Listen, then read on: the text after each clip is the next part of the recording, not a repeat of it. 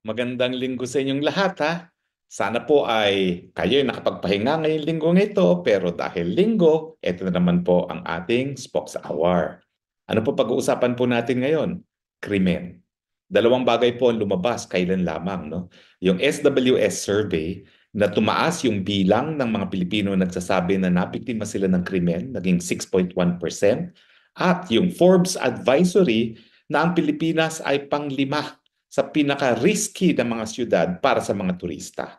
Para bagang nagtugma, no? Hindi lang po yung Forbes Advisory ang naglabas ng survey result na nasa top 5 tayo na pinakadelikadong siyudad sa buong daigdig, ganyan din ang paningin ng ating mga kababayan sa pamamagitan ng survey ng SWS. So siguro hindi natin maitatanggi, problema na naman po ang kriminalidad ngayon sa Pilipinas. Now, ayaw ko na naman sabihin na kumpara natin to sa panahon ni Duterte, no? Pero sa totoo lang naman po, wala tayong ibang pamamaraan para sukatin kung ganong kabisa yung programa ng administrasyon ngayon pagdating sa peace and order. No? Pero sige, wag na natin ikumpira. Pero nariyan yung katotohanan na ngayon lang naman na tayo po ay nailagay sa top 5 na pinakadelikadong lugar para sa turista sa buong daigdig at saka yung survey nga ng SWS na talaga ng mga Pilipino, mas marami talaga ay nabiktima ng krimen. Para sa inyong kaalaman, ha, ito ay ginagawan ko ng paraan para ma-post ang visuals, no?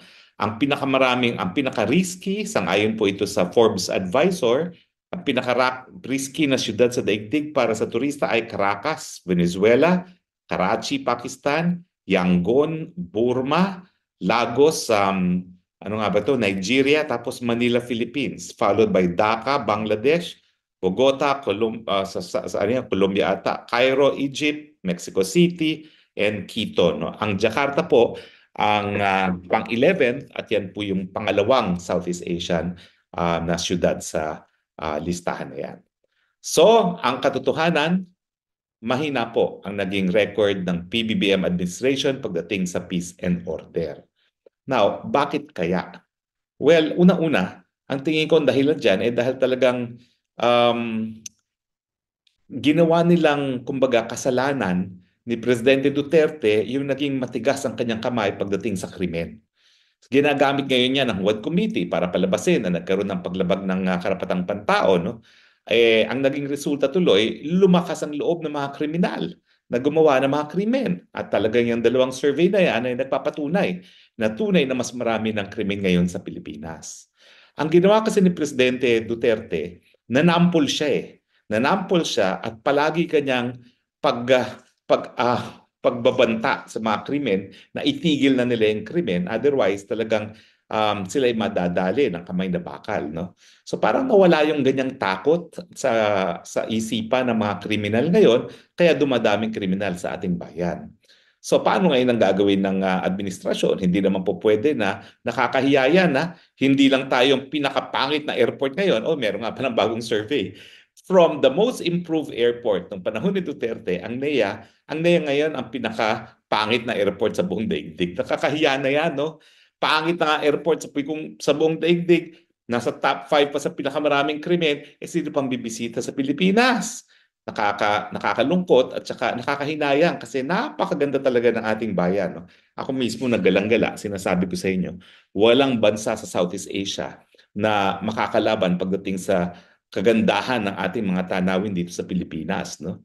Yung mga Thailand na yan, ang papangit ng beaches na yan. Kagabi lang meron ako napanood sa telebisyon, no, na ano ba yun, parang Mother of the Bride na set in Phuket, Thailand. Nakita nyo ang pangit nung sand sa Phuket, Thailand, brown. Samantalang dito sa Palawan at saka sa Boracay at saka sa Bohol, no, white talaga ang ating sand. Kapag sinabi nating white, powder white talaga, parang flour, no. So nakakalungkot na meron tayong um, tanging yaman, magagandang mga tanawin at mga lugar na bibisitahin ng mga turista, pero sino ngayon ang bibisita sa atin, no? Na nasa number 1 na pinakapangit na airport tayo, number 5 sa pinakamaraming krimen, at syempre ang Pilipino mismo ay nagrereklamo na mas marami sa ating hanay ang nabiktima ngayon ng krimen. Sa tingin ko, kinakailangan repasuhin ni PBBM yung ginawa niya kay Duterte. Ang ginawa niya kasi kay Presidente Duterte, dinimonize niya yung pulisiya ni Duterte na kamay na bakal. Hindi niya alam, pag walang kamay na bakal, talagang dadami ang mga krimen. Wala pang survey ngayon pagdating sa droga, ha? Pero ang narinig ko mga kwento, no, at ako na may maraming mga koneksyon sa mga NGO na nagtatrabaho sa mga pinakamahihirap na urban poor communities, talagang lumala ang problema sa droga, no, nitong nakalipas na 2.5 taon. So parang sayang yung mabuting nasimulan ni Presidente Duterte at ito ay hindi ipinagpatuloy itong kamay na bakal pagdating sa seguridad kasi nga sa politika na dapat palabasin na mali ang ginawa ni Presidente Duterte pero ngayon anong inaani natin? Mas maraming nagiging biktima ng krimen at mas maraming natatakot ngayon bumisita sa ating bayan. Hindi natin naiisip na kapag nawala yung persepsyon na delikadong Pilipinas, talaga namang napakalaki ng kontribusyon ng turismo, no? Pagdating sa ating ekonomiya. Kada turismo nag-agastos ng sabihin na natin 10,000 piso, no? That's almost 600,000 dahil napakalakas ngayon ng dolyares. Nasa 60 na pa lang ngayon halos ang peso, no? That's 600,000. Nakaragdagang trabaho at kita dun sa mga nagkatrabaho ngayon sa sektor ng turismo. Hindi lang naman motorismo yan, no? Nandyan din yung transportasyon. At nandyan din siyempre yung mga gumagawa ng kalye at iba pang mga infrastruktura para nga sa tourism infrastructure. Napakalaki. Ibig sabihin, ng turismo, ang epekto ng multiplier effect ng turismo sa kada turista na darating dito sa ating bayan. Pero yun na nga, nakakalungkot, no, na yung mga, ako talaga, pikon na pikon ako dyan sa Thailand eh. Kasi hindi talaga sa akin sa tingin ko, walang laban sa kagandahan ng Pilipinas ang Thailand. And yet, kita nyo naman, tayo, nagse-celebrate na tayo pag meron tayong 5.7 million na turista every year. Samantalang ang Bangkok, Sos, Mariosep, 16 million a year na ata bumibisita sa kanila. No? So napakalaki pa po talaga ng space to improve. Pero ang unang-una nating dapat ayusin yung airport na pinakapangit ngayon sa buong daigdig at saka yung peace and order. Kailangan maibalik muli ang katahimikan sa ating mga komunidad. At syempre, hindi natin maibabalik yan kung patuloy nating i-demonize yung naging pulisiya na napatunayan na epektibo. Alam nyo, miski yung mga Hapon naman, at kilala naman ng mga Hapon pagdating sa kanilang peace and order, no? Ang kanilang susi, kung hindi sila nananakot, ay police visibility. Ganon din po yun. Kasi pag palagi ka nakakakita ng pulis, alam mo na nandyan yung puwersa ng Estado na hindi mag-aatubili na ipatupad ang batas ng Estado. Dahil ang pulis nga, yan po talaga yung simbolo ng pagiging soberenya ng isang bansa. So yan po yung tried and tested din na formula ng Japan na napakababa rin po ng crime rate. Yung police visibility. Kung kayo nakapunta naman po ng Japan, talaga namang kada sulok merong pulis kayong makikita. Kada lugar merong CCTV na makikita. Ibig sabihin, ang mga kriminal, magdadalawang isip gumawa ng krimen dahil daming kamera na makakahuli sa kanila at daming pulis na nagsisimbolo ng paggamit ng puwersa ng isang soberenyang bansa. So wala pong masama doon sa pagkakaroon ng kamay na bakal. Kasi yung mga estado na deemed safest, gaya ng Singapore, kabahin ng bakal po rin sila pagdating sa pagpapatupad ng batas kriminal.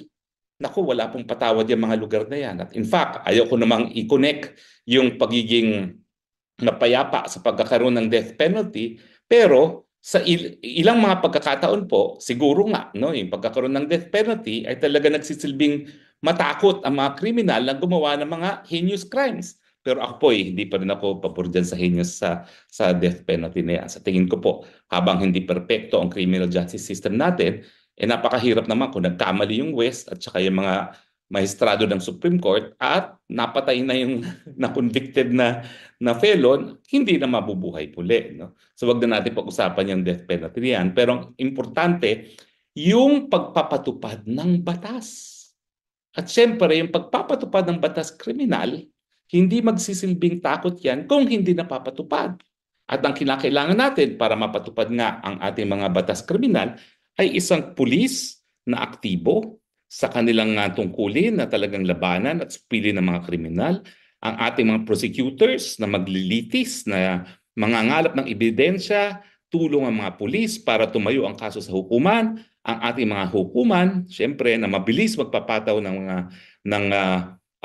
kanilang desisyon kung guilty or not guilty, at yung ating mga kulungan na magsisilbing halimbawa sa iba para hindi na gumawa ng krimen. At syempre, yung lipunan in general, na tayo ay nagre-report ng crime, na tayo mismo ay nagsasabi sa ating mga anak na hindi dapat dumalabag sa batas dahil merong kaparusahan na nagaantay sa mga lumalabag sa batas.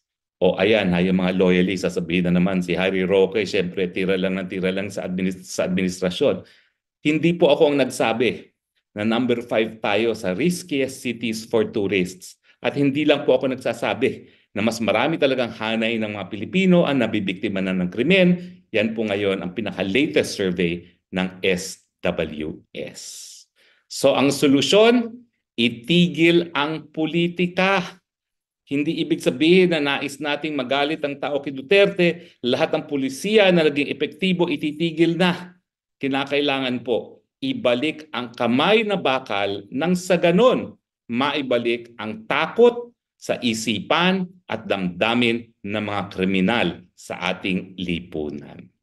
Agree ba kayo or disagree? Well, komento lang po kayo dyan at yan naman po yung nababasa natin at ang ating iba pang ating mga tagapanood.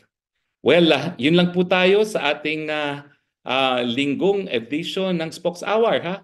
Magkomento po kayo at kung hindi pa kayo nagla-like sa aking Facebook, paki-like po, paki-follow rin po tayo sa YouTube at saka sa TikTok. At kung meron pa kayong kilala na hindi pa follower sa ating Facebook, TikTok, or YouTube, pakisabi po sa kanila, mag-follow na sila at mag-like. Maraming salamat po sa inyong patuloy na pagtangkilik. Ito po inyong Spokes ng Bayan, Harry Roque, nagsasabi, I love you, Philippines. You're the only country that I have. You're the only country that I love. Bye!